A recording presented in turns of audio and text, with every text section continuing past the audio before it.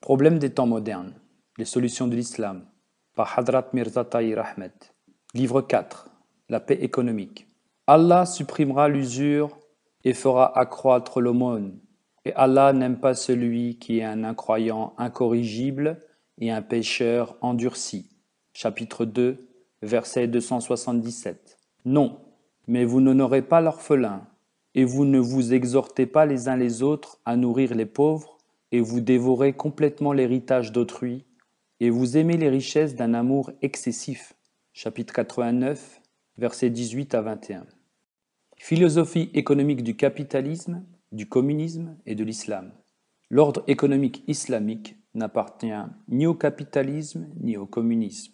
La philosophie du système économique islamique est scientifique sans être mécanique. Ce système requiert de la discipline sans pour autant être trop restrictif. S'il permet la propriété et les entreprises privées, il ne favorise pas pour autant l'accumulation des richesses aux mains de quelques-uns au détriment de la grande majorité qui se retrouve démunie et esclave d'un système d'exploitation implacable et cruel. Les systèmes économiques proposés par le capitalisme, le communisme et l'islam reposent sur des philosophies fondamentalement différentes. Le capitalisme. Avec le capitalisme, le capital est rémunéré par l'intérêt. On accepte par principe que le capital ait le droit d'augmenter de lui-même. L'usure joue un rôle central dans le mécanisme de l'accumulation du capital qui est ensuite distribué et utilisé comme énergie pour mettre en mouvement et développer la capacité de production. Ainsi, l'intérêt joue un rôle de stimulant pour maintenir le capital en mouvement. Le communisme. Avec le communisme, le stimulant que représentent les taux d'intérêt pour investir et utiliser le capital dans l'appareil de production n'existe pas.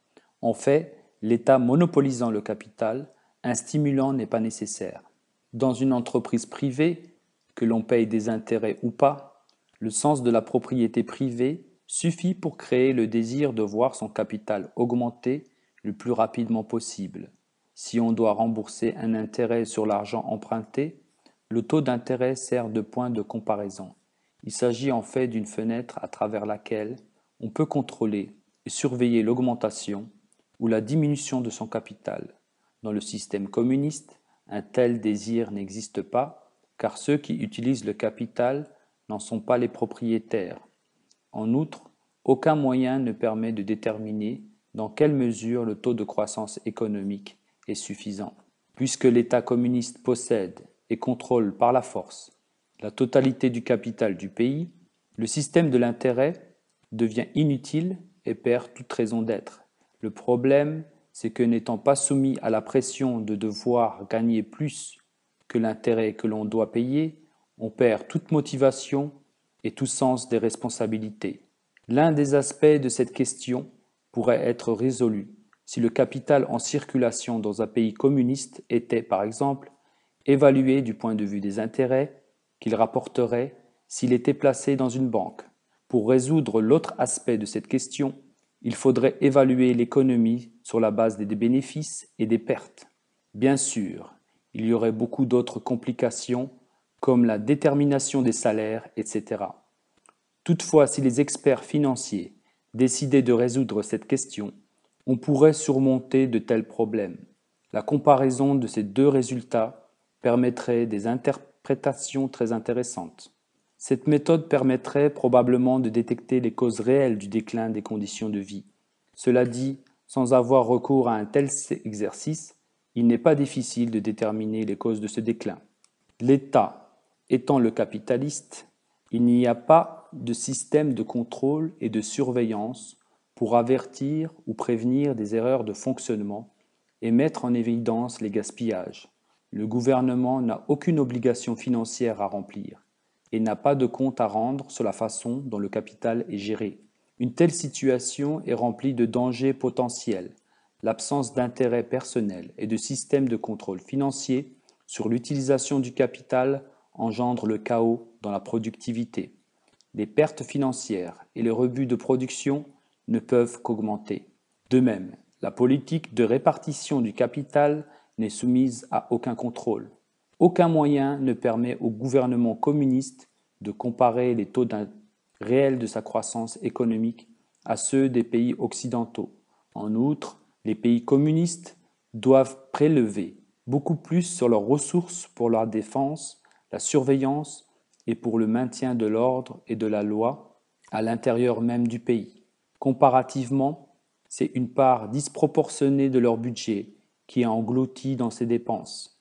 Ces facteurs, liés à d'autres de nature analogue, constituent une forte pression sur l'économie, et son effondrement final peut être éventuellement retardé, mais certainement pas évité. Le concept islamique. Le communisme ne propose aucun stimulant dans le processus de production de richesse. Avec l'islam, bien que les taux d'intérêt soient interdits, ce stimulant existe.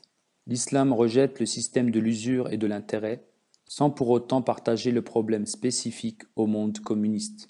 Étant donné que le système d'intérêt, qui sert à détourner le capital des investissements non productifs n'existe pas, l'islam s'intéresse au capital immobilisé. Ce contrôle s'effectue par l'intermédiaire d'une taxe appelée zakat, laquelle n'est pas appliquée sur les revenus ou les bénéfices du capital, mais sur le capital lui-même. Le contraste est très clair. Dans les sociétés capitalistes, le capital est amassé par une minorité qui augmente sa fortune à travers l'accumulation des intérêts pour ensuite la recycler dans l'économie et produire un bénéfice supérieur au taux d'intérêt en vigueur. Si cela ne se fait pas, l'économie va obligatoirement se retrouver dans une phase de récession. Avec l'islam, c'est la peur de voir le capital immobile être graduellement érodé par l'imposition de la zakat qui pousse toute personne ayant des économies à investir son argent pour annuler cet effet.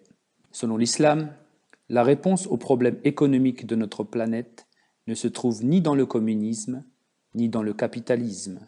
Il est impossible ici de s'étendre davantage sur ce sujet. Toutefois, il est important d'avoir une vision globale du déséquilibre actuel créé par le capitalisme, de manière à en tirer des leçons pour l'avenir. 4 caractéristiques de la société capitaliste. Ces versets du Saint-Coran exposent clairement les éléments qui permettent de détecter un tel déséquilibre au sein de la société. Non, mais vous n'honorez pas l'orphelin, et vous, ne vous exhortez pas les uns les autres à nourrir les pauvres, et vous dévorez complètement l'héritage d'autrui, et vous aimez les richesses d'un amour excessif. Chapitre 89, versets 18 à 21. En résumé, les signes d'une telle situation sont les suivants. Manque d'attention pour le traitement des orphelins, négligence complète de l'aide alimentaire aux pauvres, usurpation des droits d'héritage des autres, accumulation illimitée des richesses. Le capitalisme conduit à la destruction.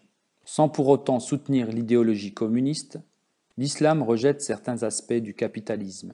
La rivalité dans la recherche de l'augmentation des biens de ce monde vous détourne de Dieu jusqu'à ce que vous arriviez à la tombe. Non, mais vous saurez bientôt. Chapitre 102, versets 2 à 4. L'ordre économique en mutation. L'exploitation des citoyens les plus pauvres à travers le système de l'usure a suscité une révolution sociale qui semble désormais appartenir au passé. Pourtant, lorsqu'on étudie plus profondément ce phénomène, on s'aperçoit qu'il a seulement changé d'apparence. Le monde est aujourd'hui divisé en 2 catégories, ceux qui possèdent et ceux qui n'ont rien. C'est la conséquence directe de l'exploitation de la planète par les pays capitalistes modernes. Il faut ajouter à cela le retour au capitalisme de tous les membres repentants de l'ancien bloc communiste. On frémit en songeant à la quantité de sang que l'on va encore soutirer aux nations du tiers-monde déjà gravement affaiblies. Malheureusement, il semble que les vampires du capitalisme n'aient d'autre solution que de sucer encore plus de sang. Il est clair que la lutte opposant le capitalisme au communisme, les 2 principaux systèmes économiques, est maintenant terminée. Le marxisme-léninisme n'est plus du tout d'actualité. Par ailleurs, les partisans de la soi-disant économie du libre-échange semblent se réjouir de leur victoire apparente. Mis à part la Chine, les pays de l'ancien bloc communiste, au lendemain de la liberté retrouvée, en sont toujours à lutter pour réduire la misère de leur société. Le fossé économique n'est pas aussi profond entre l'Est et l'Ouest qu'entre le Nord et le Sud. La séparation entre les pays industrialisés et ceux de l'Amérique du Sud et de l'Afrique se situe à un autre niveau. Concernant la situation économique, la disparité entre Amérique du Nord et du Sud est certainement très alarmante. Ce n'est pourtant rien en comparaison avec le fossé qui sépare l'Europe de l'Afrique, continent si proche de l'Europe et pourtant tellement éloigné d'un point de vue économique. Le sentiment de sécurité dont pouvaient bénéficier les nations faibles en raison de la rivalité entre les superpuissances n'existe plus. En outre, l'espoir selon lequel les pays pauvres auraient pu tirer un quelconque avantage de la fin de la guerre froide va disparaître très rapidement. La compétition entre les États-Unis, la Russie et les pays européens va devenir de plus en plus âpre pour gagner et monopoliser les marchés des pays du tiers-monde. Le Japon ne sera bientôt plus l'unique rival sérieux des États-Unis. Une nouvelle Europe émerge de la croissance rapide de la communauté européenne et la perspective d'un marché élargi aux pays de l'Europe de l'Est laisse entrevoir une concurrence autrement plus redoutable que des États européens rivaux et indépendants. Les millions d'habitants de l'Europe de l'Est et de la Russie désirent et ont le besoin d'améliorer leurs conditions de vie. La simple réhabilitation d'un marché fermé ne suffira pas pour répondre à ce manque, qui ne va qu'augmenter avec le temps.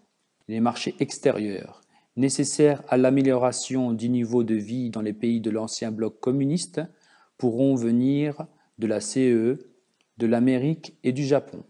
Tout cela est bien peu encourageant pour les pays du tiers-monde laissés pour compte, en particulier ceux d'Afrique.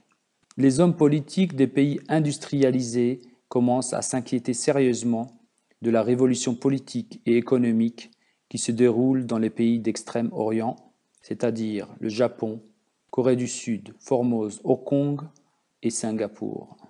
Il semble que la distance entre ces pays et l'Occident soit en train de diminuer, au détriment de beaucoup d'autres pays asiatiques comme l'Indonésie, la Malaisie, le Cambodge, la Thaïlande, la Birmanie, le Bangladesh, l'Inde, le Sri Lanka et le Pakistan.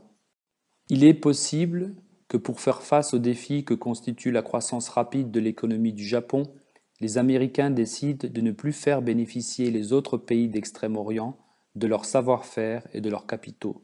D'un autre côté, il se pourrait qu'ils comptent sur ces mêmes pays pour faire face à la menace que représente non seulement le Japon, mais aussi l'unification européenne. Quoi qu'il en soit, cela ne laisse rien présager de bon pour l'avenir de l'humanité et pourrait réduire à néant la perspective d'une paix nouvelle que la fin de la rivalité idéologique entre le capitalisme et le communisme aurait pu faire naître. Il est encore trop tôt pour prédire comment les changements dans les pays de l'ancien bloc communiste pourraient influer l'équilibre économique mondial. Leur retour au capitalisme sera-t-il complet ou partiel, lent ou rapide? De toute manière, il est certain que tout cela exercera une influence négative sur les économies du tiers-monde. Une telle situation ne pourra pas durer indéfiniment et déjà le monde semble se diriger vers une catastrophe globale. Ces pays capitalistes fanfarons, construits sur la fondation fragile de l'usure et de l'intérêt, devraient prendre garde. Ils ne pourront éviter leur destination finale, l'effondrement et la destruction totale. La soi-disant victoire du capitalisme sur le communisme ne produira qu'une paix transitoire. Avec la disparition de la rivalité du communisme, les philosophies capitalistes vont donner naissance à des démons puissants qui vont très rapidement atteindre des tailles gigantesques. L'explosion finale du capitalisme sera d'une telle force que le monde entier en sera complètement bouleversé. Système économique islamique. De même que pour le système social préconisé par le Saint-Coran, le système économique islamique commence en déclarant que tout ce qui est sur la terre et dans les cieux a été créé par Dieu et qu'il en a confié la responsabilité à l'homme. Étant dépositaire de cette charge, l'homme devra répondre de sa conduite. La possession ou l'absence de fortune est un test pour distinguer ceux qui, dans l'abondance et dans l'adversité, seront dignes de leurs responsabilités de ceux qui seront insensibles et indifférents aux souffrances de l'humanité. Le Saint-Coran explique « Et c'est à Allah qu'appartiennent le royaume des cieux et de la terre, et Allah a le pouvoir sur toutes choses. » Chapitre 3, verset 190. Puis il enseigne que tout a été créé par Dieu pour le bénéfice de tous et qu'une partie devrait être partagée entre les hommes. Ont-ils une part dans le royaume? Même alors, ils ne donneraient pas aux hommes même autant que le petit creux d'un noyau de date. Chapitre 4, verset 54. Et Allah a favorisé certains d'entre vous au-dessus d'autres en bien de ce monde. Mais les plus favorisés ne restituent aucune partie de leurs biens de ce monde à ceux que leur main droite possède, afin qu'ils les partagent à égalité. Nieront-ils donc les grâces d'Allah? Chapitre 16, verset 72. L'homme doit donc s'acquitter de sa responsabilité avec honnêteté et impartialité. En vérité, Allah vous commande de céder les charges acquises de droit et quand vous jugez entre les hommes, de juger avec justice. Et assurément, ce à quoi Allah vous exhorte est excellent. Allah entend tout, voit tout. Chapitre 4, verset 59. Le Saint-Coran explique que les biens matériels sont en réalité un test. En vérité, vos biens et vos enfants ne sont qu'une épreuve, mais auprès d'Allah, il y a une immense récompense. Chapitre 64, verset 16. L'islam mentionne encore cet aspect important de la propriété qui concerne les ressources appartenant non pas à un individu en particulier, mais à l'humanité tout entière. Ainsi, les ressources minérales et le produit de la mer ne sont pas les propriétés exclusives d'individus ou de groupes quelconques. La zakat. L'islam repose sur 5 piliers. L'affirmation qu'il n'y a d'autre Dieu qu'Allah et que Mohammed est son prophète, la prière, la zakat, le jeûne pendant le mois de Ramadan et le pèlerinage à la Mecque. Le Saint-Coran déclare « Et observez la prière, et payez la zakat, et obéissez aux messagers, afin que vous soyez traités avec miséricorde. » Chapitre 24, verset 57. Le mot zakat signifie purifier quelque chose. Dans le contexte de la taxe prélevée, cela signifie donc que l'argent qui reste après avoir payé la zakat est purifié et son usage permis aux croyants.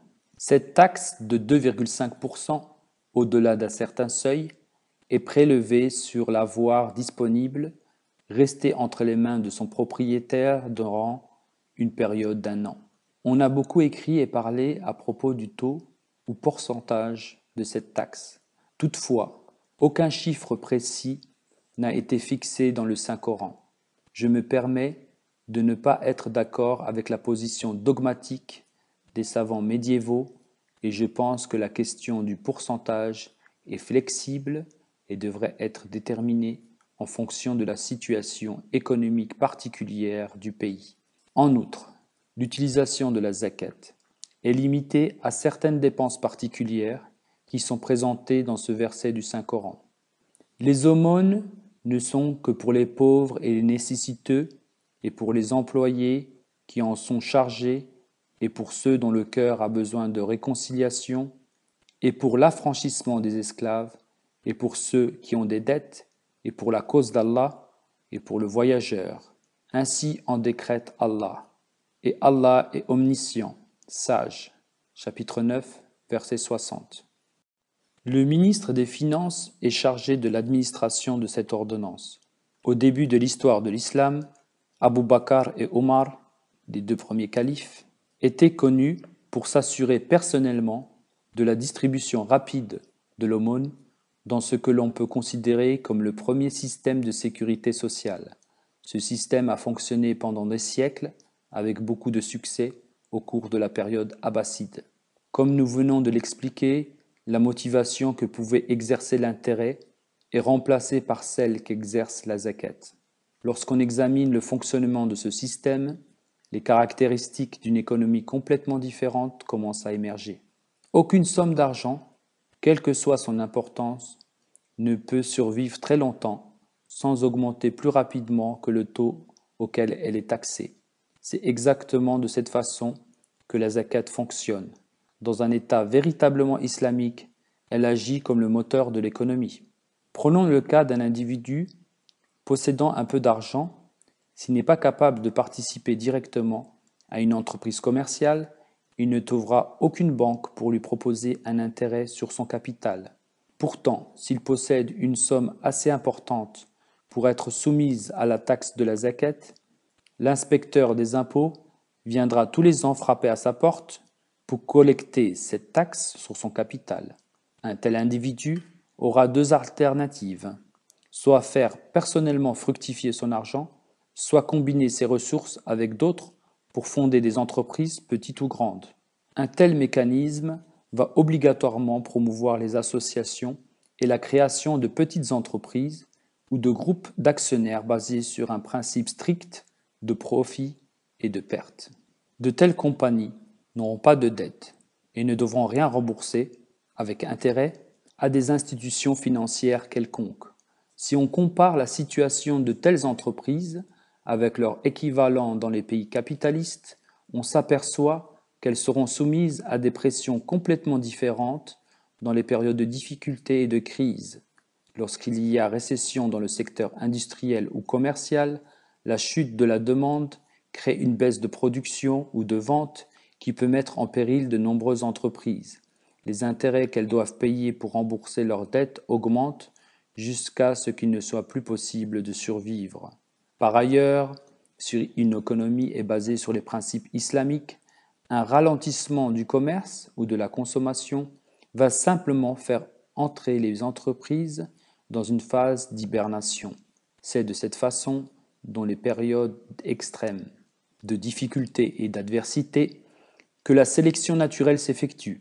Étant donné que les charges financières n'accablent pas les entreprises, celles-ci peuvent supporter une pression beaucoup plus importante le temps que dure la crise et la récession. Prohibition de l'intérêt. Le système économique islamique fonctionne sans l'intermédiaire des taux d'intérêt. Pourtant, même dans l'histoire, rien ne prouve que l'absence de taux d'intérêt ait déclenché une spirale inflationniste incontrôlable. Les données économiques de l'époque contemporaine nous permettent même de faire une étude comparative très intéressante quant aux effets des taux d'intérêt ou de leur absence sur l'inflation. À l'époque de Mao Tse-tung, le gouvernement chinois tenta de nombreuses expériences économiques. Certaines furent des échecs, d'autres produisirent d'excellents résultats. Durant toute cette période, on n'a pas laissé les taux d'intérêt jouer le moindre rôle, que ce soit au niveau national ou international. Cependant, il n'y a pas eu d'augmentation de l'inflation. En fait, lorsque le niveau de production global a finalement augmenté, les prix ont commencé à baisser. Si l'on compare cela aux résultats de l'État d'Israël, qui est probablement le pays le plus capitaliste, on s'aperçoit que le taux d'inflation a été l'un des plus élevés au monde, mis à part bien sûr les pays d'Amérique latine et la période inflationniste exceptionnelle de l'après-guerre en Europe et surtout en Allemagne. Mais il ne s'agit pas là d'une période normale. Quoi qu'il en soit, on est bien obligé d'admettre que les taux d'intérêt ont une tendance inflationniste très marquée. Les taux d'intérêt en Grande-Bretagne. Le débat qui a lieu actuellement à propos de l'opportunité d'une politique de taux d'intérêt élevé est particulièrement révélateur. Pendant un certain temps, le Parti conservateur a pratiqué une politique de taux élevé. Son objectif principal était de modifier la consommation afin de supprimer l'inflation. Cette politique a exercé une pression considérable sur l'économie et le pays est déjà en train d'en subir les conséquences. Cette situation nous permet de faire un certain nombre de remarques. Tout d'abord, force est de constater que des décisions fondamentales sont prises sur la base de théories pour le moins discutables. La notion selon laquelle plus les taux d'intérêt sont élevés, plus l'inflation est réduite, semble être la seule raison qui justifie d'avoir maintenu des taux à un niveau aussi élevé pendant aussi longtemps. La politique des taux d'intérêt n'est probablement pas la principale raison de l'inflation en Grande-Bretagne. Des erreurs de gestion dans de nombreux domaines et une politique économique globale inadaptée en sont aussi responsables. L'augmentation des taux d'intérêt a servi de bouc émissaire en détournant l'attention des causes véritables. Cette stratégie peut avoir un peu de succès au début pour combattre l'inflation, mais elle va aussi produire des effets secondaires et déclencher des mouvements négatifs puissants et profonds. Le pays peut se retrouver dans une période de récession très dangereuse, avec une augmentation considérable du chômage. Il est impossible de croire que le Parti conservateur n'ait pas accès au conseil des principaux économistes, experts financiers, banquiers et autres consultants. Il doit y avoir une bonne raison pour maintenir aussi longtemps des taux d'intérêt à un niveau aussi élevé. Ce choix est-il essentiel pour combattre l'inflation ? À moins que d'un point de vue politique, il ne soit pas très opportun de baisser les taux. Si une telle mesure était retardée jusqu'aux élections, le soulagement que cela procurait à l'ensemble de la société pourrait se transformer en avantage électoral pour le Parti conservateur. Si cela était fait trop tôt, les effets secondaires dont je viens de parler auraient le temps de faire surface, réduisant les gains immédiats et temporaires dus à la baisse des taux. Certains des facteurs susceptibles de déclencher une réaction négative sont les suivants.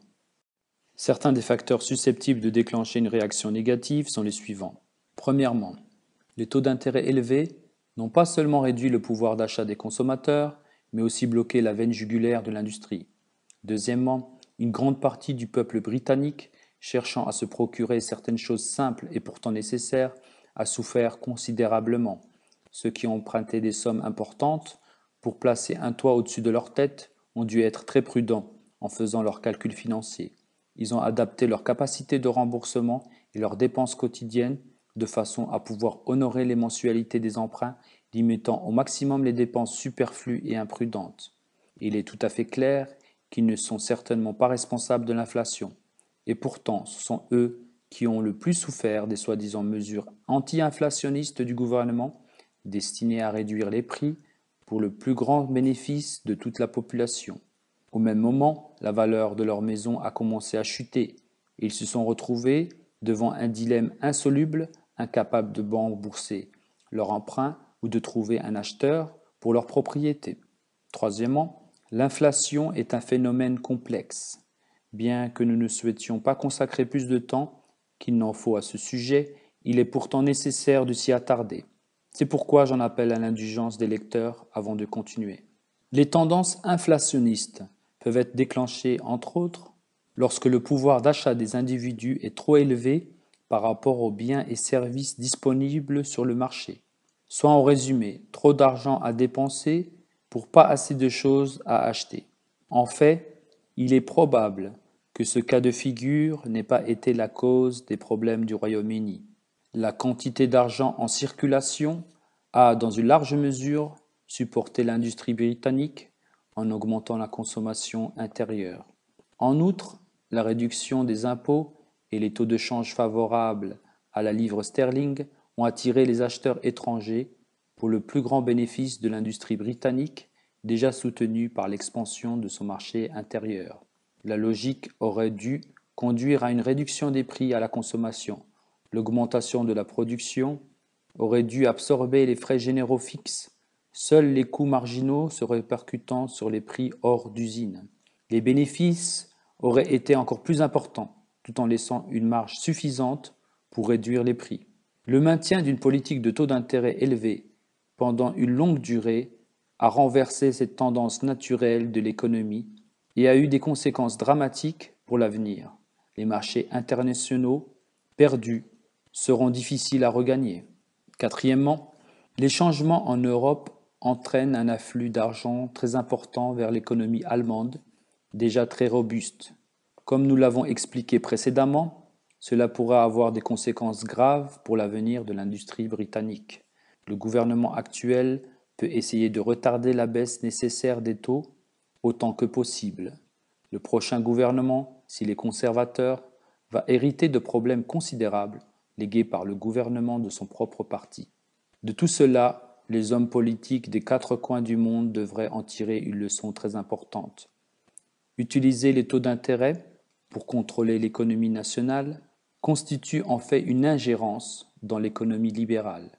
Aucune économie basée sur le principe des taux d'intérêt ne peut véritablement se prétendre libre lorsque le gouvernement a la capacité d'augmenter ou de faire baisser les taux d'intérêt. Le système économique islamique, quant à lui, ne laisse aucun moyen d'exploitation au gouvernement. Les autres maux causés par les taux d'intérêt.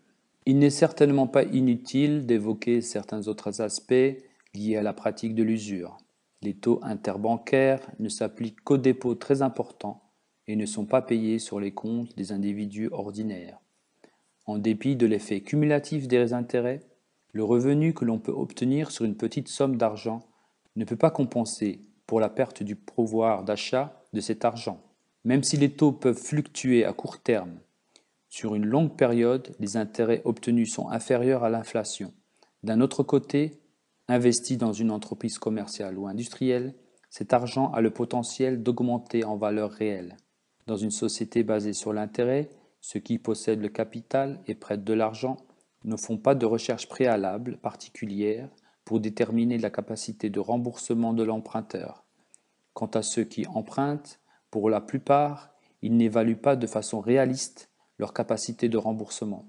Ils oublient que les emprunts qu'ils obtiennent des requins de la finance et autres harpagons des grandes banques prestigieuses sont basés sur leurs revenus futurs. L'habitude qui consiste à vivre au-dessus de ses moyens est développée et encouragée. Il en résulte des dépenses extravagantes et une incapacité croissante à pouvoir rembourser et honorer ses emprunts. En fait, de telles sociétés créent une augmentation artificielle et irréaliste de la production pour satisfaire la demande. Cet aspect négatif des économies, basé sur l'usure, doit être illustré et discuté de manière plus approfondie. Les réclames et autres publicités incessantes et abrutissantes ont façonné une société obsédée par le désir d'acquérir toujours plus. On présente au grand public un mode de vie luxueux en lui faisant miroiter les derniers modèles d'automobiles équipés des tout nouveaux gadgets. Les gens n'ayant pas les moyens de tout s'offrir vont se tourner vers les cartes de crédit et autres autorisations de découvert pour satisfaire leurs désirs. Ils vont donc dépenser plus qu'ils ne gagnent. Si cet argent devait être remboursé sans intérêt, cela reviendrait à une augmentation du pouvoir d'achat présent au prix d'une réduction équivalente dans l'avenir. Prenons l'exemple d'une personne qui gagne 10 000 francs par mois et qui va emprunter 400 000 francs. Note du traducteur, nous sommes en 1990, d'où l'usage du franc. Sa capacité de remboursement va être déterminée par ce qu'il peut économiser chaque mois. Supposons qu'il arrive tout juste à s'en sortir avec 6 000 francs. Sa capacité d'épargne est donc de 4 000 francs par mois. Il devra vivre avec ce budget très serré pendant 100 mois, c'est-à-dire 8 ans et 4 mois, à condition bien sûr qu'il n'ait pas d'intérêt à rembourser. En réalité, il a emprunté de l'argent sur les revenus de ses 100 prochains mois de travail et il l'a dépensé au début de cette période. Le seul véritable avantage qu'il ait obtenu, c'est de satisfaire son impatience sans avoir à attendre environ 9 ans. Par contre, s'il doit aussi payer des intérêts sur l'argent emprunté, sa situation financière sera bien pire. Si l'on suppose un taux moyen de 14%, l'emprunt sur les revenus futurs sera beaucoup plus important que la somme d'argent empruntée au début. Cela va réduire sa capacité de remboursement et augmenter considérablement la durée des paiements. Pour n'avoir pas eu la patience d'attendre, cette personne devra souffrir patiemment pendant près de 20 ans en payant 5 000 francs par mois pour rembourser au total 1 200 000 francs. La perte est certainement pour celui qui emprunte et non pour celui qui prête. Le prêteur fait partie d'un système d'exploitation extrêmement puissant qui lui garantit un bénéfice confortable, déduction faite de l'inflation et des risques associés au prêt lui-même. En revanche, avec l'inflation, la situation de l'emprunteur va s'aggraver considérablement. Son pouvoir d'achat va continuer à baisser et viendra un jour où il ne lui sera plus possible de vivre normalement avec ses 6 000 francs. Tous n'ont pas la chance d'obtenir des augmentations de salaire équivalentes à l'inflation. En outre, dans une société de plus en plus basée sur la recherche du plaisir, il devient impossible de patienter dans l'austérité que l'on s'est imposée après ces moments de dépenses irréfléchis. Les emprunts imprudents vont encore augmenter et les dépenses vont rapidement dépasser les revenus. Ainsi, des dizaines d'années de salaire seront promises aux banques pour rembourser emprunts et autres charges financières. Dans leur ensemble, de telles sociétés se dirigent inévitablement vers une situation de crise profonde. On ne peut pas hypothéquer continuellement son avenir sans finir par se retrouver au bord du précipice financier. De plus, les dépenses irresponsables vont à leur tour faire augmenter l'inflation. Combattre l'inflation en augmentant les taux d'intérêt dans l'espoir que l'argent plus cher va réduire la consommation est une politique dangereuse. Le risque est grand de déclencher une série de mécanismes qui conduisent à la récession économique. Une telle conjoncture est déjà très grave lorsqu'il s'agit d'un phénomène national, mais lorsque les mêmes facteurs entraînent une récession dans la plupart des pays du monde, c'est l'humanité tout entière qui se trouve menacée par une récession globale. De telles situations peuvent conduire à la catastrophe et parfois même aller jusqu'aux guerres. Des faillites et liquidations se multiplient. Le commerce et l'industrie entrent dans le marasme. Le chômage augmente. Le marché immobilier s'effondre. Le climat général de frustration favorise la fraude et le crime. Le nombre de personnes démunies et sans domicile fixe s'accroît considérablement. Si l'on arrivait là, personne ne devrait être surpris, et surtout pas les défenseurs et champions du capitalisme. Dans une économie capitaliste, les individus dont la capacité de remboursement est dépassée ne sont pas les seuls concernés. En fait, c'est l'avenir tout entier de l'industrie qui est lui aussi mis en danger au prix d'un bénéfice temporaire et immédiat. Au début, bien sûr, l'industrie nationale bénéficie largement de cette situation, ce qui contribue à diminuer les prix des produits manufacturés dans le pays. Le transfert d'argent vers un individu augmente non seulement son pouvoir d'achat, mais aussi la productivité de l'industrie nationale. Une augmentation de la consommation, suivie de celle de la production, permet de réduire les coûts. Cela procure à l'industrie nationale un avantage sur les marchés internationaux par rapport à la concurrence. Tout semble baigner dans l'huile, jusqu'au jour où survient la migraine qui suit toujours les soirées trop arrosées. Du fait de son impatience et pour avoir dépensé au-delà de ses moyens, lorsque l'ensemble de la société se retrouve profondément endetté vis-à-vis des banques, sa capacité financière globale est finalement au bout du rouleau. La seule alternative possible consiste à essayer de pénétrer les marchés extérieurs pour survivre et rester compétitif. La rapidité avec laquelle un pays en arrive à cette impasse est inversement proportionnelle à la taille de son marché intérieur. La durée peut varier d'un pays à l'autre, mais le résultat reste le même. Tournons-nous maintenant vers les États-Unis pour essayer de déterminer comment les choses pourraient y évoluer.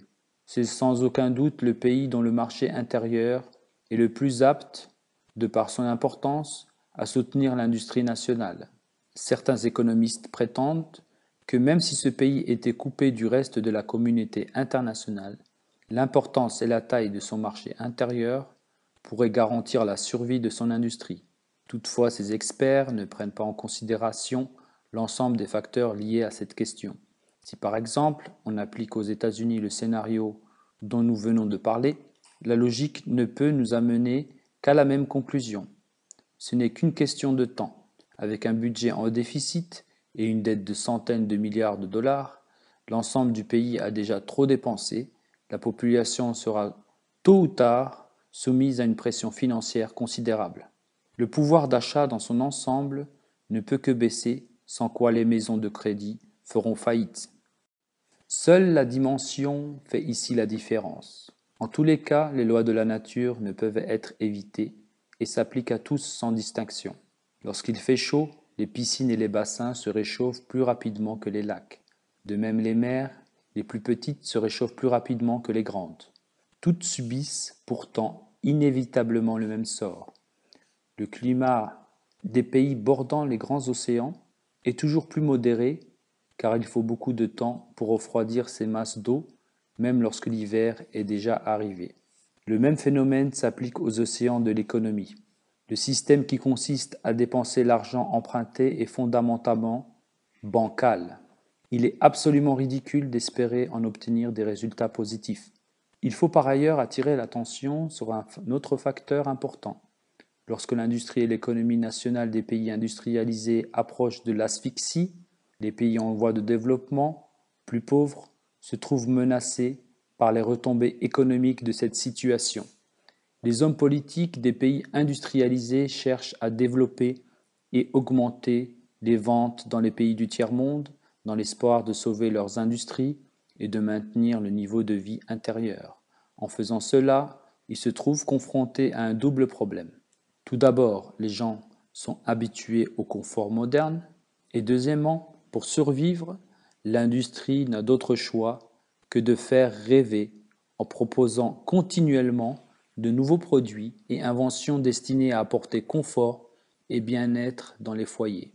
Aucun gouvernement ne peut survivre à la pression d'une population qui exige une augmentation perpétuelle de son niveau de vie.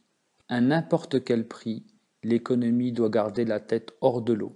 Bien évidemment, ce sont les pays du tiers-monde qui, plus que jamais, font les frais du maintien artificiel du niveau de vie dans les pays industrialisés. Quels seront les effets du défi que représente la modification des économies des anciens pays communistes?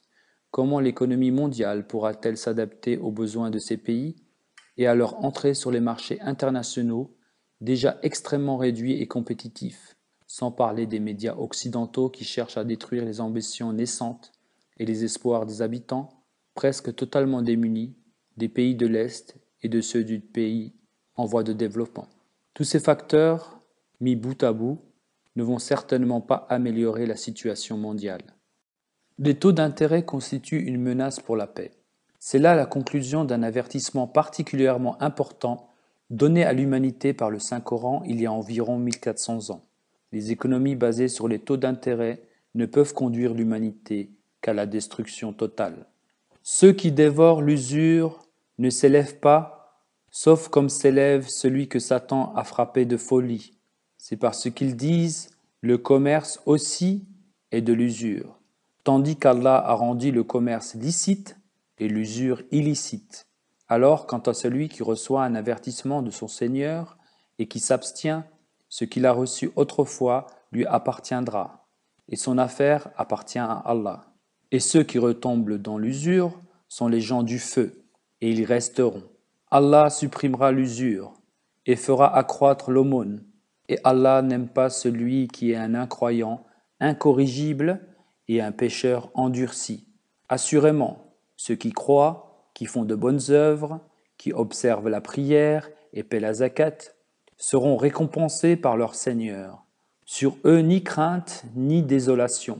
Ô croyants, craignez Allah et renoncez à ce qui reste de l'usure si vous êtes de vrais croyants. Mais si vous ne le faites pas, recevez l'annonce de guerre de la part d'Allah et de son messager. Et si vous vous repentez de ce que vous avez fait, vos fonds originaux vous seront rendus. Ainsi, vous ne léserez pas les autres, et vous ne serez pas lésés non plus. Si un débiteur quelconque est gêné, alors accordez-lui du répit jusqu'à ce qu'il soit à l'aise. Et si vous lui remettez sa dette par charité, ce sera encore mieux pour vous, si seulement vous saviez. Chapitre 2, versets 276 à 281. L'avertissement que Dieu nous donne à propos d'une guerre, dans ce verset signifie que les lois de la nature contrôlées par Dieu vont en fin de compte punir les sociétés capitalistes. Un jour viendra où l'économie sera tellement déséquilibrée par les facteurs que nous venons d'énumérer que cela aboutira à la guerre. Le désordre, la révolte et la guerre succèdent toujours à l'abus de pouvoir et à l'exploitation des pauvres. Recevez l'annonce de guerre de la part d'Allah et de son messager signifie que les pays dont les économies fonctionnent selon la pratique des taux d'intérêt vont finalement s'opposer par les armes les uns aux autres. Le temps ne me permet pas de m'étendre davantage sur cet aspect de l'usure. Dans le Saint-Coran, les versets qui interdisent l'usure sont toujours associés à des versets qui traitent de la guerre. Ceux qui sont familiers avec l'histoire des 2 premières guerres mondiales savent que le capitalisme a joué un rôle particulièrement néfaste en étant non seulement à leur origine, mais aussi responsable de leur prolongation. Limiter l'accumulation des richesses. L'islam rejette toute forme d'exploitation, ainsi que les procédés peu équitables, comme l'accumulation de richesses, de capitaux et de ressources qui mettent inévitablement en marche la spirale inflationniste. Le Saint-Coran déclare « Ô vous qui croyez, sûrement, un grand nombre de prêtres, de moines, dévorent par des moyens perfides les biens des gens et détournent les gens de la voie d'Allah. Et à ceux qui amassent de l'or et de l'argent et ne dépensent pas dans la voie d'Allah, annonce un châtiment douloureux, le jour où leurs trésors seront chauffés au feu de l'enfer et qu'ils en auront le front, les côtés et le dos marqués.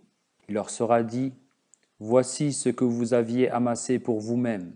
Goûtez maintenant de ce que vous avez amassé. » Chapitre 9, versets 34 à 35. Pourtant, l'islam donne la permission de gagner de l'argent par tous les moyens autorisés dans le cadre des principes économiques islamiques. Les individus ont donc la liberté et le droit de posséder des propriétés et des entreprises commerciales ou industrielles. La plupart des gouvernements orientent le développement de leur économie nationale en fonction de la façon dont les membres de la société vont pouvoir gagner leur vie. Les impôts ou taxes sont calculés sur les chiffres d'affaires, les bénéfices commerciaux et les revenus ou salaires. Cela mis à part, il y a très peu d'interférences avec la situation financière d'un individu. On peut dire que les gouvernements s'intéressent aux revenus des individus dans leur globalité. Ils ne cherchent pas, généralement, à savoir comment cet argent gagné ou accumulé est utilisé. On peut jeter son argent par la fenêtre, adopter un style de vie flamboyant ou choisir de vivre modestement, même si l'on est très riche. Le gouvernement n'a rien à dire sur la manière dont un individu choisit de dépenser son argent. Toutefois, il s'agit d'un domaine dans lequel la religion a son mot à dire en donnant conseils et recommandations non seulement sur la façon dont un individu doit gagner sa vie, mais aussi sur la façon dont il doit dépenser ce qu'il a gagné. La plupart des injonctions qui traitent des dépenses sont d'ordre moral et spirituel. Par exemple, l'islam interdit la consommation de boissons alcoolisées et les jeux du hasard et recommande la modération dans la recherche des plaisirs. Indirectement, ces enseignements moraux et spirituels influencent par conséquent l'établissement du budget d'un individu.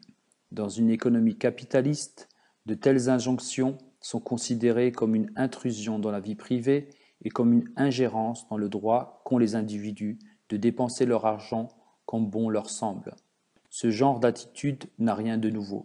Selon le Saint-Coran, les peuples et les civilisations du passé ont adopté exactement la même attitude envers la religion. Parfois le débat portait sur le droit qu'a la religion d'interférer dans les affaires privées des individus. Lorsque Shu'aib, l'un des prophètes dont l'histoire est préservée dans le Saint-Coran, essaya d'apprendre à son peuple la meilleure façon de dépenser son argent et ce dont il devait se garder, il fut rejeté. Ils répondirent « Ô Shu'aib, ta prière te demande-t-elle d'abandonner ce que nos pères ont adoré et de cesser de disposer de nos biens comme nous le voulons? Sûrement, tu te prends pour très intelligent et sensé. » Chapitre 11, verset 88. Un mode de vie simple. L'islam recommande un mode de vie simple. Il interdit les extravagances, mais encourage les dépenses modérées. Et ne garde pas ta main attachée à ton cou, poussée par l'avarice, et ne l'étends pas non plus, hors de mesure, par extravagance, afin de ne pas courir le risque de finir comme un mendiant blâmé. Chapitre 17, verset 30. Et donne aux parents ce qui lui est dû, ainsi qu'aux pauvres et aux voyageurs, et ne gaspille pas tes biens de façon extravagante. En vérité, les gaspilleurs sont des frères de Satan, et Satan est ingrat envers son Seigneur. Chapitre 17, versets 27 et 28. Dépenses matrimoniales. Les différences entre riches et pauvres dans les cérémonies de mariage est un sujet très délicat qui peut causer beaucoup de tourments et d'inquiétudes aux parents pauvres dont les filles sont en âge de se marier. Des grandes réceptions de mariage qui présentent une image d'opulence et de richesse sont condamnés par l'islam. En fait, si l'on étudie l'histoire de l'islam, on s'aperçoit qu'au tout début, les cérémonies de mariage étaient si simples qu'elles pouvaient même paraître ternes aux yeux de beaucoup. Malheureusement, sous l'influence des traditions et des coutumes des sociétés environnantes, de nombreuses innovations ont été introduites dans le style des cérémonies des familles riches. La cérémonie essentielle est pourtant restée exactement la même pour les riches comme pour les pauvres, simple, complète et peu onéreuse. Le nikah, la déclaration du mariage, est généralement prononcée dans une mosquée en présence de tous, riches ou pauvres. La mosquée étant un lieu de prière, elle n'est pas adaptée aux parades et autres démonstrations pompeuses. Pour ce qui concerne les dîners et autres réceptions organisées pour célébrer cette occasion, les riches sont avertis qu'un festin auquel le pauvre n'a pas été invité est maudit aux yeux de Dieu. Ainsi se trouvent réunis les gens les mieux habillés de la société et ceux portant les vêtements les plus simples.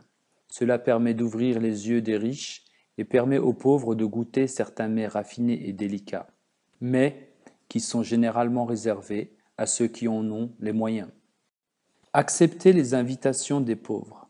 Les riches et ceux qui se trouvent en haut de l'échelle sociale doivent faire de leur mieux pour accepter les invitations à se rendre dans les maisons des plus pauvres. Bien sûr, ils n'y sont pas contraints, car ils ont aussi des devoirs et des obligations. Mais c'était une habitude du saint prophète de l'islam. Il acceptait les invitations, même des gens les plus pauvres. Tous ceux qui l'aiment et le respectent sont fiers d'être influencés par ses enseignements. Dans la société contemporaine, si l'on devait toujours accepter de telles invitations, les riches n'auraient plus d'autre occupation que de dîner chez les pauvres. Toutefois, il faut absolument maintenir en vie l'esprit de cette injonction en acceptant de temps en temps de telles invitations. Nous avons déjà expliqué que le vin et les jeux du hasard sont interdits. Les dépenses irréfléchies en divertissements extravagants sont contrôlées. Cette condamnation générale à propos des dépenses folles et du mode de vie somptueux ne s'applique pas uniquement au mariage, mais à tous les domaines de l'activité humaine.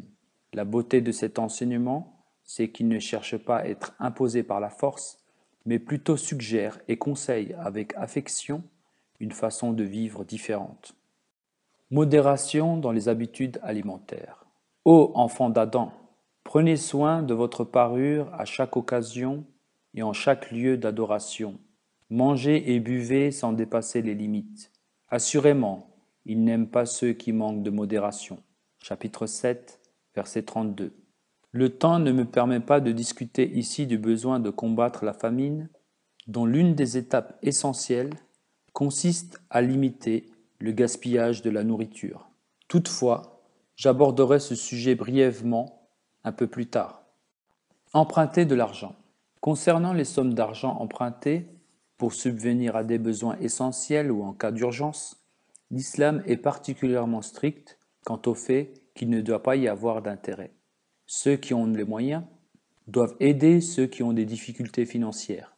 Il est aussi clairement expliqué que si le débiteur soumis à des difficultés n'est pas en mesure de rembourser l'emprunt, on doit lui accorder une période de grâce plus importante. Les proches parents du débiteur peuvent aussi l'assister. Les dettes peuvent être récupérées sur les propriétés d'une personne décédée. On peut également recourir à la zakat pour soulager les obligations financières de ceux qui croulent sous les dettes. Toutefois, si le riche peut annuler la dette, cela est encore mieux aux yeux de Dieu. Néanmoins, si le débiteur a les moyens financiers de rembourser sa dette, il doit le faire pendant la période déterminée et devrait même y ajouter une certaine somme à titre de faveur. Ce n'est bien sûr ni obligatoire, ni prédéterminé, sans quoi cela pourrait être considéré comme une forme d'intérêt. Le Saint-Coran déclare « Ô vous qui croyez, quand vous empruntez de l'argent à terme fixe, consignez la dette par écrit, et qu'un scribe l'écrive scrupuleusement en votre présence. Et aucun scribe ne doit refuser d'écrire, car c'est Allah qui lui a octroyé de la connaissance. Qu'il écrive donc, et que dicte celui qui encourt l'obligation. Qui craigne Allah, son Seigneur, et ne diminue en rien la somme. Mais si le débiteur est faible d'esprit ou incapable de dicter lui-même, alors que quelqu'un qui est en mesure de veiller à ses intérêts dicte avec justice, et appelez 2 témoins d'entre vos hommes, et à défaut de 2 hommes, alors choisissez un homme et 2 femmes de celles qui vous plaisent comme témoins, de sorte que si la mémoire fait défaut à l'une des 2 femmes, l'autre femme soit là pour lui rappeler. Et les témoins ne doivent pas refuser de s'acquitter de ces fonctions lorsqu'on les y appellera. Et ne dédaignez pas de consigner la dette par écrit, qu'elle soit petite ou grande, ainsi que le jour fixé pour le remboursement. Cela est plus équitable devant Allah, plus sûr pour les témoignages et plus susceptible de vous épargner les doutes.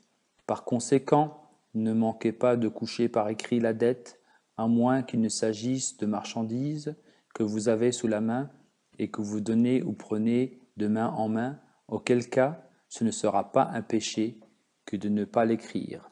Et prenez toujours des témoins toutes les fois que vous vendez l'un à l'autre, et que ne fasse aucun mal, ni aux scribes, ni aux témoins. Car si vous agissiez ainsi, alors assurément vous seriez coupable d'un acte de désobéissance. Et craignez Allah, et Allah vous accorde la connaissance, et Allah sait bien toutes choses. Et si vous êtes en voyage, et que vous ne trouviez pas de scribe, alors prenez un gage comme garantie. Et si l'un d'entre vous commet quelque chose à la garde de l'autre, que celui à qui la chose a été confiée la restitue bien à l'autre et qu'il craigne Allah, son Seigneur. Et ne dissimulez pas les témoignages, car celui qui les dissimule a assurément un cœur de pécheur. Et Allah sait bien ce que vous faites. Chapitre 2, versets 283 et 284.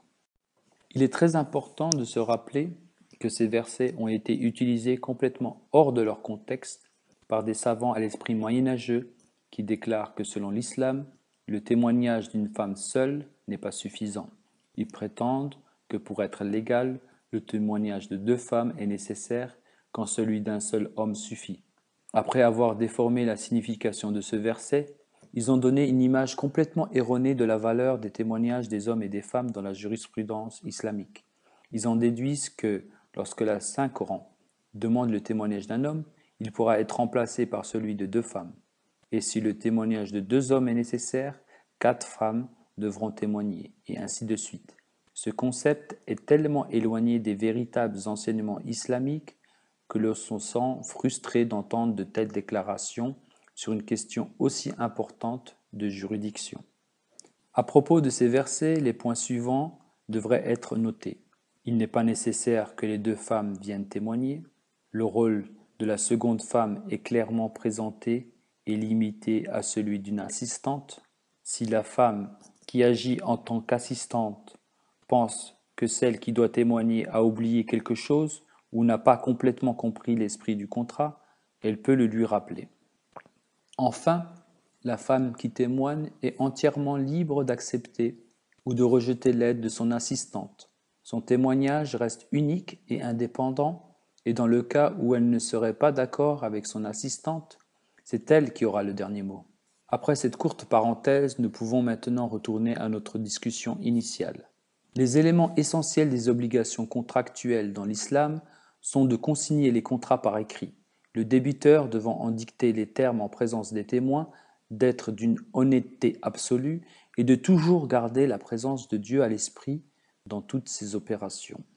Il faut aussi ajouter que dans une économie dans laquelle l'argent est prêté sans intérêt, les créditeurs ne vont certainement pas inonder le marché de prêts et de crédits qui ne sont pas nécessaires.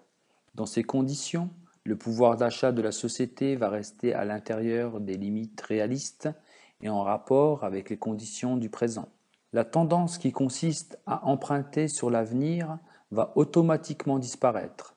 Une industrie fondée sur un tel principe restera solide et capable de survivre aux périodes de crise et de récession économique. L'argent public ne doit pas être utilisé pour favoriser les riches, mais doit au contraire circuler en direction des couches les plus pauvres de la société. L'islam cherche à promouvoir un mode de vie simple qui ne soit pas pour autant austère.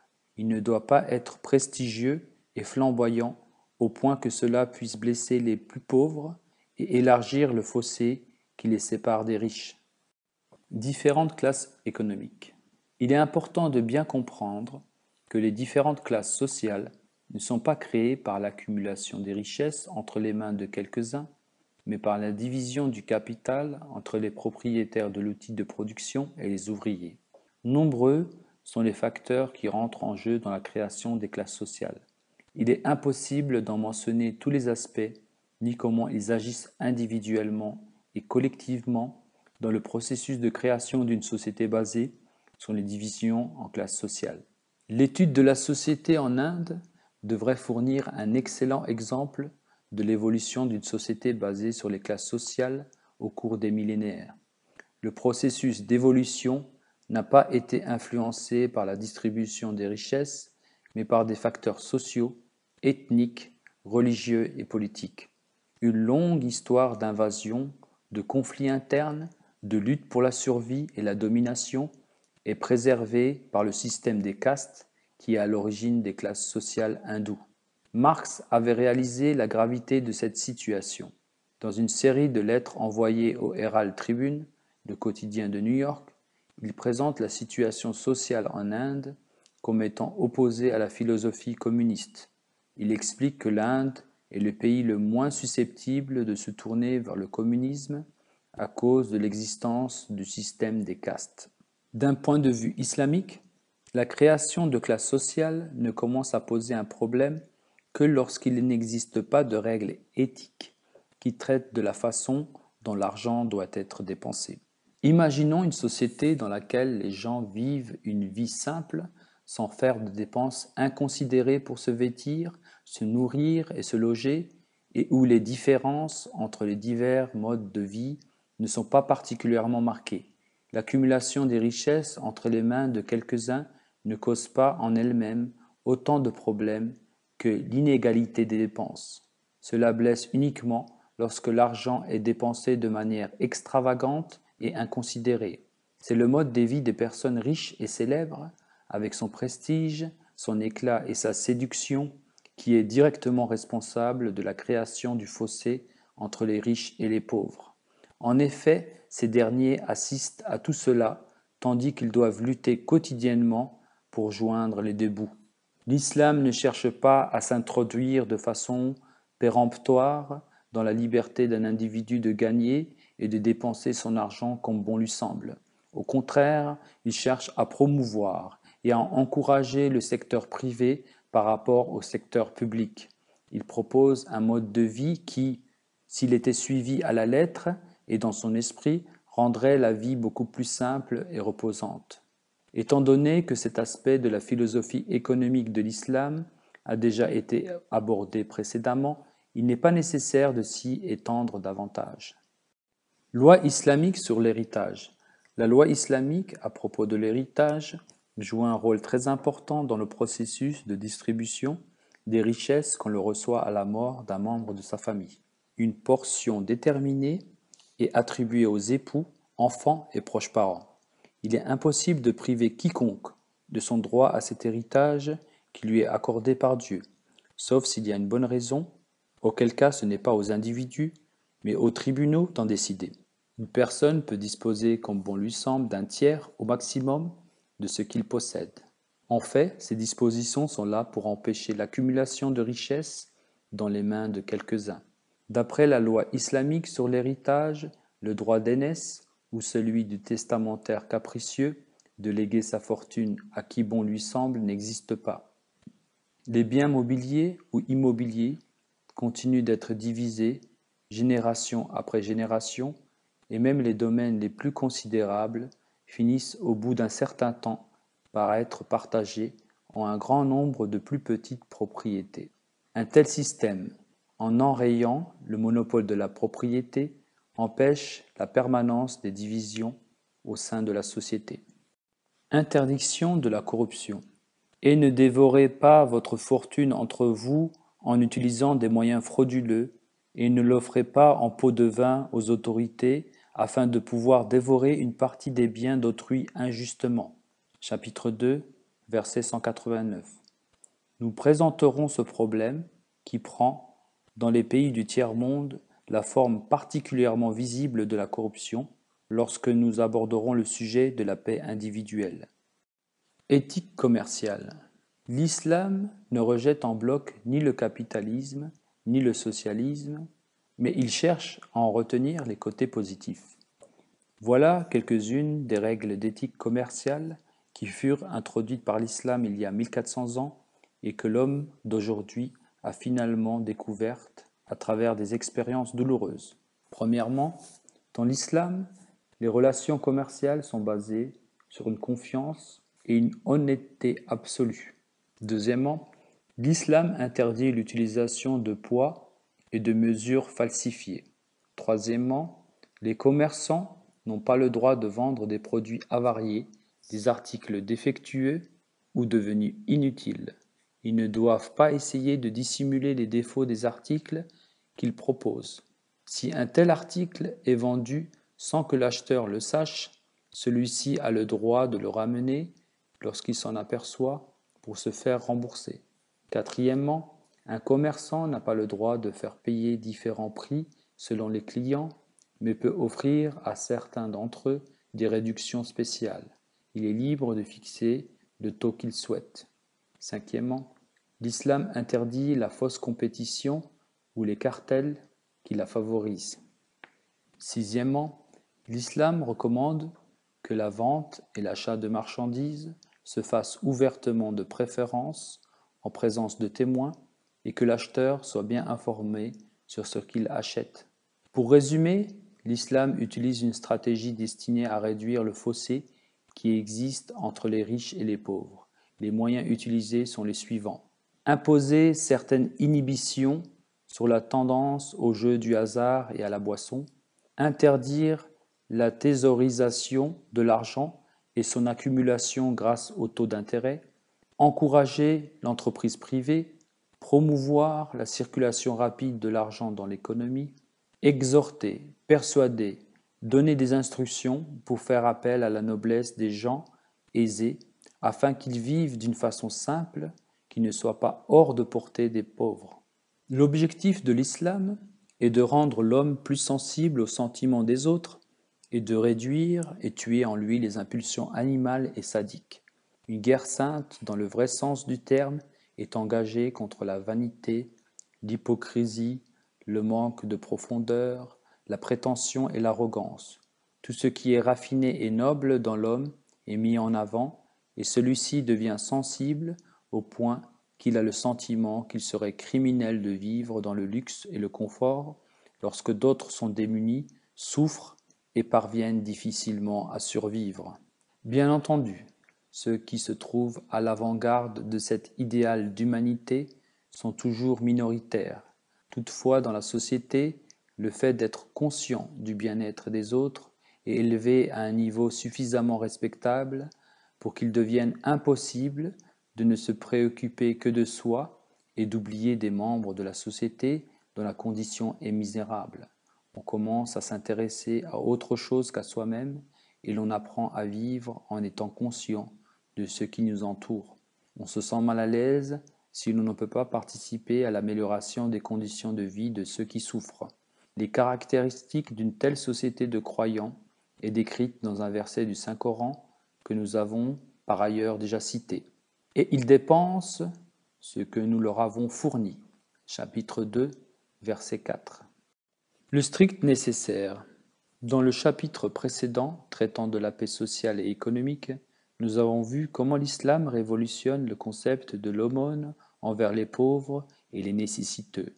En ce qui concerne le partage du gâteau national, le Saint-Coran indique selon quels critères on doit déterminer quelle quantité de richesse transférée entre les mains de quelques capitalistes aurait dû être employée pour les gens ordinaires.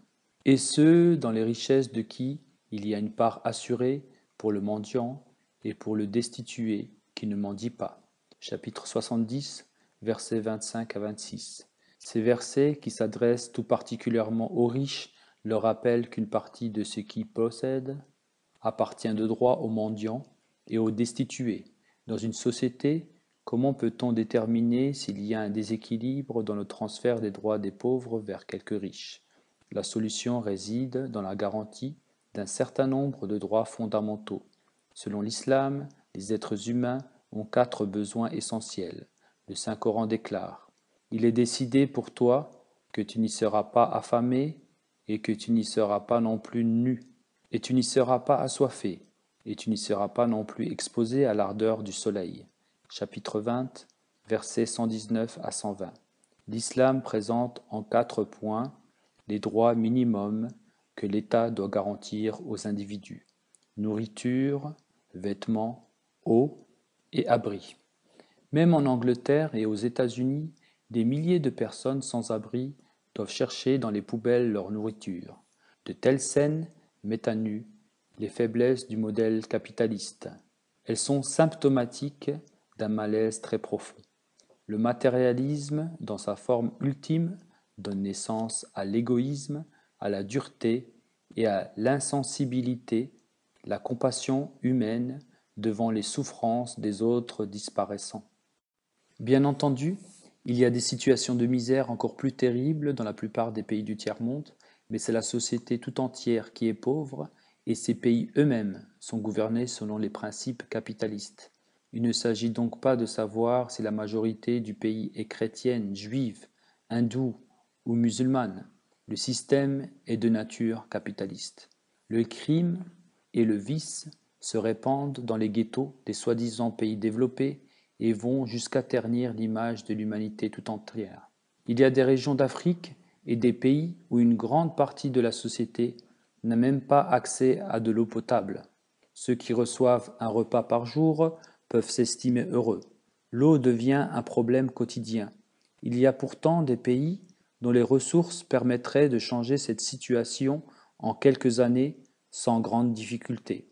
Cependant, ils ne cherchent pas à engager leurs ressources pour réduire des souffrances de centaines de millions de gens qui vivent dans des pays les plus pauvres.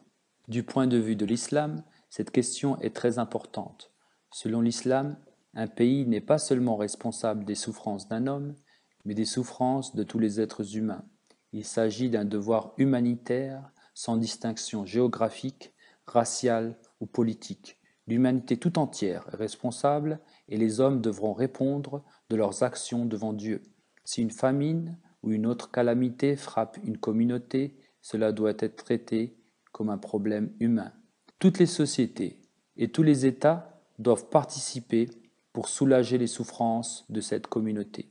Malgré les développements dans les domaines scientifiques et technologiques, il est regrettable de remarquer que l'élimination de la faim et de la soif n'a pas reçu l'attention qu'elle mérite.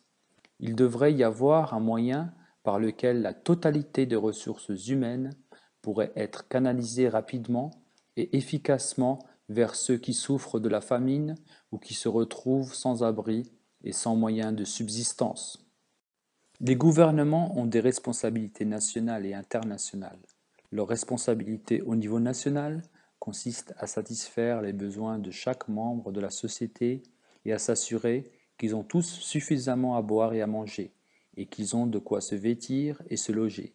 Sur le plan international, leur responsabilité est de participer au regroupement des ressources en cas de catastrophe naturelle ou de calamité humaine et d'aider ces pays qui sont incapables de faire face à ces crises. C'est donc le devoir du gouvernement de faire respecter la justice en transférant aux mendiants et aux pauvres ce qui leur appartient de droit. Ainsi, les 4 considérations qui seront les priorités absolues du gouvernement seront l'eau, la nourriture, les vêtements et le logement. En d'autres termes, dans un État véritablement islamique, il ne peut y avoir de mendiants ou de destitués qui manquent d'eau ou de nourriture et qui n'aient pas de quoi se vêtir ou se loger. En garantissant ces besoins, le gouvernement a honoré ses responsabilités essentielles. Toutefois, la société dans son ensemble doit faire beaucoup plus. L'homme ne peut vivre uniquement de pain. Même si l'on ajoute à cela les besoins en eau, vêtements et logement, on ne peut pas dire que cela rende la vie satisfaisante. l'homme sera toujours à la recherche de quelque chose de plus que le minimum vital. La société doit donc faire quelque chose de plus pour supprimer la morosité et ajouter des couleurs dans la vie des pauvres et leur faire partager certains des plaisirs des gens riches. De même, il ne suffit pas seulement que les plus riches partagent leur fortune avec les plus démunis. Il est nécessaire qu'ils partagent aussi la misère qui accompagne la pauvreté qui frappe une très grande partie de l'humanité. Il devrait y avoir un système tel que les riches et les pauvres puissent se mélanger et grâce auquel les couches aisées pourraient, si elles le désirent, témoigner personnellement de ce que vivent dans la pauvreté une grande partie de leurs congénères et ce que la pauvreté signifie réellement. L'islam propose de nombreuses mesures qui rendent impossible le compartimentage et l'isolement des différentes classes de la société. Nous avons brièvement mentionné certaines de ces mesures précédemment. L'adoration comme moyen de parvenir à l'unité économique. Premièrement, affirmer qu'il n'y a d'autre Dieu que le Dieu unique établit l'unicité de Dieu et de sa création et unit l'humanité à travers le Créateur Tout-Puissant. Deuxièmement, le fait d'accomplir les 5 prières quotidiennes en congrégation est peut-être l'un des moyens les plus efficaces. Riches et pauvres, faibles et puissants, doivent obligatoirement venir faire leurs prières dans une mosquée dans la mesure où elle est accessible. Cette injonction s'adresse donc à presque toute la société. Bien que la proportion de gens qui prient régulièrement 5 fois par jour puisse varier d'un pays à l'autre, il s'agit d'une expérience partagée, dans une certaine mesure, par une majorité de musulmans. En fait, la façon dont la prière se déroule témoigne clairement de l'égalité des hommes. Celui qui entre dans la mosquée le premier occupe la place de son choix et personne, quel que soit son rang et son importance dans la société, ne pourrait songer à le déplacer. À l'heure de la prière, tous sont alignés, épaule contre épaule, sans laisser d'espace entre eux. Les mieux habillés peuvent côtoyer ceux qui sont en guenilles, les faibles et les forts, les malades et ceux qui sont en bonne santé se rencontrent quotidiennement, tous sur un pied d'égalité, à travers un même message. Dieu est le plus grand. Voir de ses propres yeux la misère qui frappe certains des membres de la communauté et les rencontrer de façon quotidienne a un effet profond sur le cœur de ceux qui, en comparaison, vivent comparativement dans le confort. Le message est fort et clair. Vous devez faire quelque chose pour réduire leurs souffrances et améliorer leurs conditions de vie, ou perdre la face vis-à-vis de Dieu et vis-à-vis de vous-même. Ce contact est encore élargi chaque vendredi lorsque les musulmans se réunissent dans une mosquée centrale. Les habitants des quartiers riches rencontreront ceux des quartiers pauvres. Il prend toute sa dimension à l'occasion des 2 fêtes annuelles qui sont précédées par la Sadaqat al-Fitr, une collecte volontaire organisée pour venir en aide aux pauvres. Troisièmement, pendant le mois du jeûne islamique, riches et pauvres se retrouvent de nouveau sur un pied d'égalité. Les riches souffrent eux aussi de la faim et de la soif, et cela les amène à comprendre la situation des pauvres, pour qui la faim et la soif sont une réalité quotidienne. Quatrièmement, la zakat sert à transférer le capital des riches et à donner aux pauvres la part qui leur revient de droit. Cinquièmement, le 5e et dernier pilier de l'islam est le pèlerinage, souvent cité comme la manifestation la plus spectaculaire de l'unité humaine. Les femmes qui participent au pèlerinage ont la permission de porter de simples vêtements cousus. Les hommes ne sont vêtus que de 2 draps, une tenue identique pour les riches comme pour les pauvres. Mais ce n'est pas tout. Outre les actes religieux que nous venons d'énumérer, nombreuses sont les mesures introduites dans la société musulmane pour rapprocher continuellement les différentes parties de la société et produire l'atmosphère nécessaire grâce à laquelle le riche, restant raisonnablement riche, s'occupe aussi du bien-être des pauvres. Un principe similaire a été exposé par Jésus, paix soit sur lui, lorsqu'il a expliqué que les humbles hériteront de la terre. Il est regrettable de constater que malgré cette injonction morale, le monde capitaliste est bien loin de s'occuper des pauvres et des plus démunis dans la société. Obligations internationales. Le Saint-Coran traite des situations liées aux catastrophes naturelles ou aux désastres qui s'abattent sur une société et explique ce qu'il faut faire dans de telles circonstances. C'est de remettre en liberté un esclave ou un jour de famine, de nourrir un orphelin qui est un proche parent ou un indigent gisant dans la poussière. Chapitre 90, versets 14 à 17. En d'autres termes, ces versets indiquent comment servir sincèrement l'humanité d'une façon acceptable par Dieu. Premièrement, le tout premier devoir de l'homme, c'est de venir en aide à ceux qui sont soumis à toute forme d'esclavage. Tout service qui serait contraire à ce concept est rejeté par Dieu. À la lumière de cet enseignement, un système d'aide aux pays du tiers-monde sous conditions et soumis à certaines obligations est complètement rejeté. Le deuxième, c'est devoir nourrir l'orphelin, même si celui-ci a un tuteur. Le troisième devoir consiste à nourrir l'indigent, sa faiblesse le laissant si faible qu'il est comme gisant dans la poussière. L'utilisation de l'expression « yom » jour et le style employé montrent clairement que bien que ce verset soit au singulier, il est évident qu'il décrit une période de crise générale. Après réflexion, on s'aperçoit que ce verset présente la façon dont les sociétés très riches traitent les pauvres lorsqu'ils ont besoin d'aide dans les périodes de grandes difficultés. L'aide qui leur est fournie s'accompagne de conditions. Ainsi la raison et l'esprit de l'aide sont détruits. Les pauvres sont soulagés d'une misère pour retomber aussitôt dans une autre. Le système moderne d'aide aux pays en difficulté, avec toutes les conditions qui y sont liées, est décrit de façon brève et révélatrice. On explique aux croyants qu'ils ne doivent pas tirer avantage de la faiblesse des pauvres, individus ou nations, en les soulageant de leurs souffrances, tout en les privant de leur liberté. Le mot orphelin est utilisé au sens large et il s'applique aux individus dépendants aussi bien qu'aux nations. Ces dernières sont comme des orphelines qui auraient des proches parents riches mais qui auraient pourtant été abandonnées par ceux-ci.